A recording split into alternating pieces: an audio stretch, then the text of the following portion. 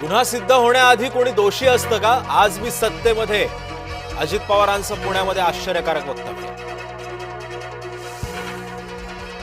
भर पत्रकार परिषदेमध्ये अजित पवारांनी काढले भाजपचे बाभाडे. भाजपकडून अनेक वादग्रस्त उमेदवार, केला हल्लाबोल.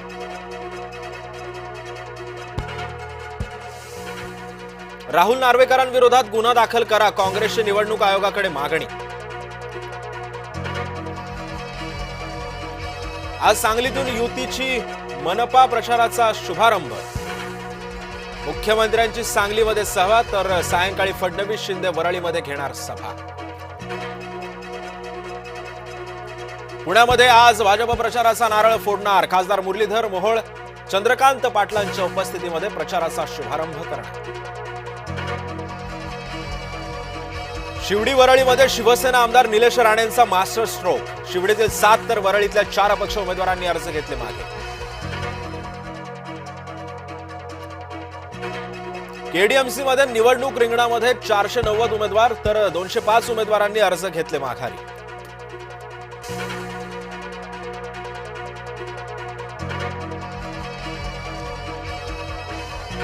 ठाकरेंकडे लवकरच खांद्यापालट होणार. 20 वर्षांनी राज ठाकरे शिवसेना भवनात येणार.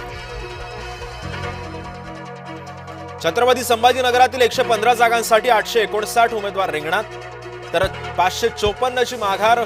बंडखोरांची मनधरणी करण्यास स्थानिक नेत्यांना काही अंशी यश.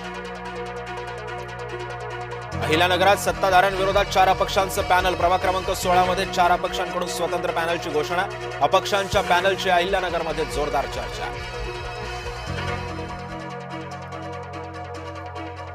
अकबरुद्दीन ओवैसी आणि असदुद्दीन ओवैसी महाराष्ट्राच्या दौऱ्यावर. युपीतल्या आमदारांसह 40 जणांच्या टीमचं मुंबईवर लक्ष.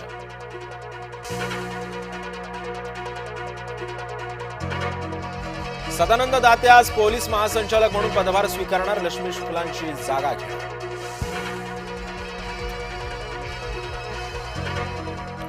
उपराजधानीतील धक्कादायक प्रकार. पोटचं पोर विचित्र वागतं म्हणून साखळीनं बांधून ठेवायचे. महिला आणि बाल कल्याण विकास पथकाकडून चिमुरड्याची सुटका. अभाविपचे माजी अध्यक्ष अशोक मोडक कालवश. वयाच्या 85व्या वर्षी घेतला अखेरचा श्वास.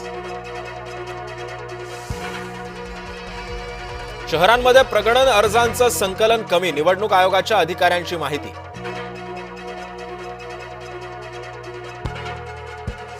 चौऱ्याऐंशी 84% मतदारांचा मतदान यंत्रांवर विश्वास. कर्नाटक सरकारच्या सर्वेक्षणामुळे काँग्रेसवर नामुष्की. 29 लाख विद्यार्थी अपार आयडी विना.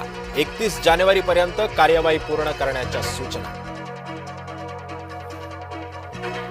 प्रियांका गांधींच्या मुलाचा साखरपुडा. रेहान अबिबा बेग सोबत लग्नबंधनामध्ये अडकणार. रेहाननं इंस्टाग्रामवर फोटो शेअर करत दिली माहिती. दहशतवाद पसरवणाऱ्यांनी पाण्यासाठी विनंती करू नये. परराष्ट्र मंत्री एस जयशंकरांचे पाकिस्तानला खडेबोल.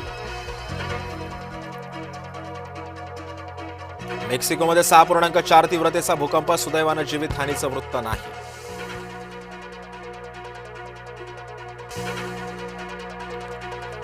केकेआर मध्ये बांगलादेशी खेळाडू. हिंदुत्ववादी नेत्यांचा शाहरुख खान देशद्रोही असल्याचा आरोप.